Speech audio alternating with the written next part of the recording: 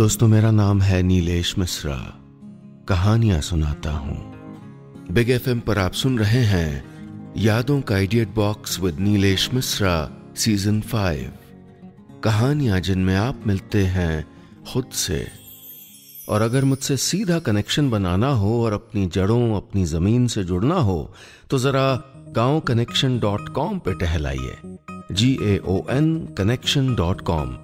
ये वो कोशिश है जो मैं और मेरे साथी पिछले 5 साल से कर रहे हैं और अब ये भारत का सबसे बड़ा रूरल मीडिया प्लेटफॉर्म है। चलिए आगे बढ़ाता हूं कहानी। दोस्तों, मैं आपको सुना रहा हूं अपनी मंडली की सदस्य छवि निगम की लिखी कहानी मेरा सैंटा।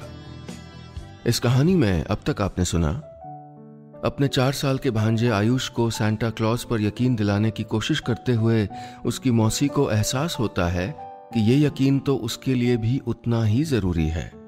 अब चूंकि दोनों की खुशियां जुड़ गई हैं तो ये जानना जरूरी हो गया है कि क्या सैंटा सचमुच होते हैं। सुनते हैं आगे। जैसे जैसे क्रिसमस का दिन नजदीक आ रहा था, मेरी बेचैनी बढ़ती चली जा रही थी, लेकिन आयुष की मुस्कुराहट दिनों दिन बढ़ रही थी। हमारी तैयारियां जोरों पर थीं। हम एक सुंदर सा क्रिसमस ट्री, सुनहरे रुपहले चमकीले रिबन और गोले, लाल बड़े बड़े मोजे और भी ढेरों सामान ले आए थे। यहाँ तक कि सैंटा के लिए स्पेशल जूस और मिल्क बॉटल और उनके रेंडियर्स के लिए ताजी मीठी गाजरें भी। सब कुछ सही जा रहा था, लेकिन जब उसने खिलखिलाते हुए कहा, मौसी इस बार मैंने सैंटा से ना स्पेशल विश मांगी है, आप देखना। हाँ, तो मेरी धड़कनें रुक सी गईं। ऐसा क्या मांगा होगा इसने? अच्छा हो कि मैं ही वो चीज लेकर रख दूं। ये सोचकर सामान्य दिखने की कोशिश करते हुए मैंने कहा, क्या नई ट्राइसिकल मांगी है बेटा? तो ना में सर हिलाते हुए उसके गालों के डिंपल और गहरा गए। मैंने फिर से कोशिश की।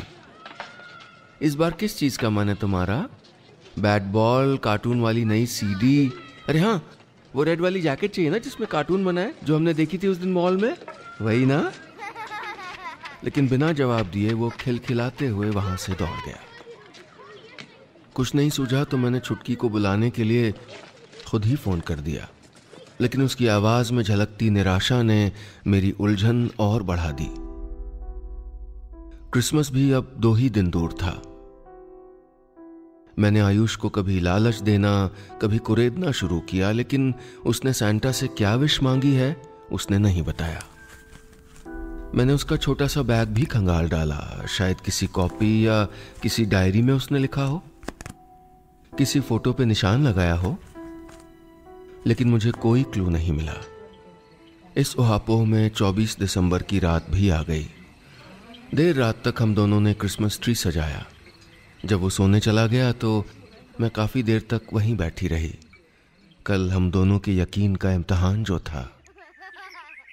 अगली यानी क्रिसमस की सुबह आयुष की तेज खिलखिलाहट से मेरी आंखें खुली। मैं चौंक के उठ बैठी।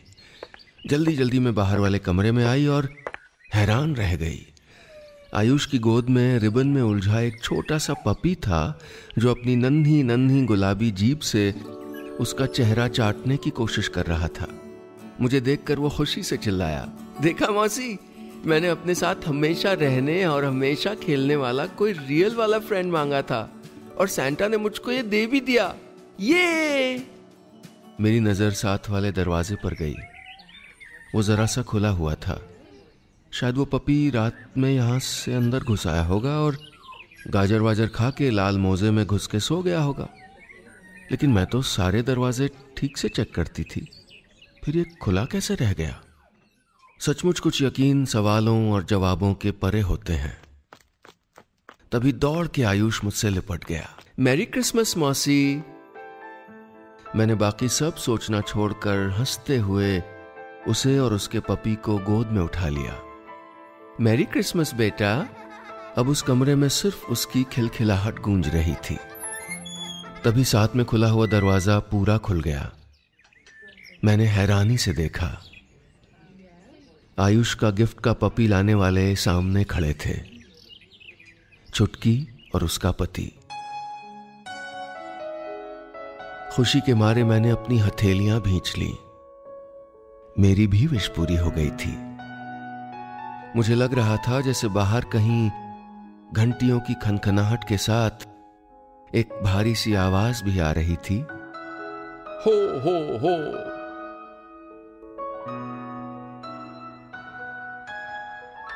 बस इतनी सी थी ये कहानी।